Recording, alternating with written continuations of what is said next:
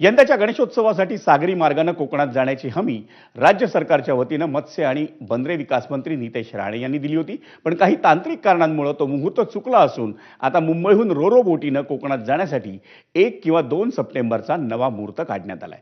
मत्स्य आणि बंदरे विकास मंत्री नितेश राणे यांनी ही माहिती दिली। मुंबईच्या भाऊच्या धक्क्यावरून सुटणारी ही बोट 3.5 तासात रत्नागिरी आणि 5.5 तासात सिंधुदुर्गात पोहोचेल असा अंदाज आहे। मी माझ्या मंत्रिपदाच्या कालावधीमध्ये माझ्या कोकणाच्या जनतेसाठी एक सक्षम पर्याय जलवाहतुकीचा मी आणू शकलो, ह्याच्यापेक्षा समाधान कुठलंच नाही। 3-3.5 तासामध्ये रत्नागिरीत चालला आहे, जिथे तुम्ही अन्य वेळी तुम्हाला 7 ते 8 तास लागतात, तुम्हाला 4.5 तासामध्ये तुम्ही सिंधुदुर्गात पोहोचताय विजयदुर्गपर्यंत, जिथे तुम्हाला 10 ते 12 तास लागत आहेत। या सगळ्या सुविधा तुम्हाला अगर आम्ही महायुतीचं सरकार म्हणून आम्ही उपलब्ध करून देतोय। म्हणून जे कोकणवासियांनी आम्हाला निवडणुकीच्या निमित्ताने भरभरून असा आशीर्वाद दिला, त्यांचं परतफेड आम्ही ह्या माध्यमातून करतो। आणि मुंबईहून कोकणात रत्नागिरी आणि सिंधुदुर्गमधल्या प्रवासासाठी सज्ज झालेली रोरो बोट नेमकी आहे तरी कशी, उत्सुकता वाढली आहे ना। पाहूयात आमचा प्रतिनिधी अजय मानेचा रिपोर्ट। मुंबईतून कोकणात जाण्यासाठी आता नवा एक पर्यायी मार्ग जो आहे तो लवकरच सुरू होणार आहे, तो म्हणजे रोरो सेवा।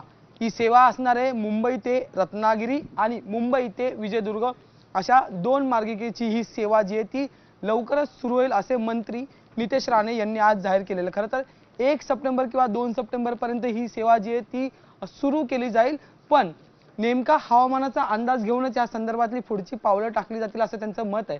पण आपण जर आता ही सगळी रोरो सेवा जर पाहिली तर मी असलो संपूर्ण आढावा जिथून घेतो तो आहे इकॉनॉमी क्लास म्हणजे सर्वसामान्य क्लास, आणि त्याचं साधारणतः दर आहे 2,500 रुपये।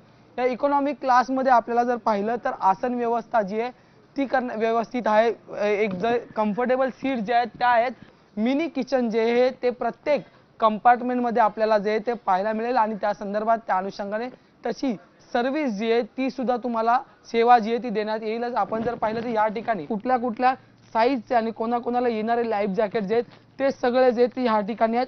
आणखी एक महत्त्वाचा मुद्दा म्हणजे की या संपूर्ण रोरोने प्रवास करताना आपल्याला आपले वाहन सुद्धा घेऊन जाता येणार। त्याच्यात मग सायकल असो, 2 व्हीलर असो म्हणजे दुचाकी असो, 4 चाकी असो, ह्या सुद्धा ज्या आहेत त्या घेऊन जाणार असतील, त्याच्यासाठी वेगळा दर जो आहे तो आकारण्यात येईल।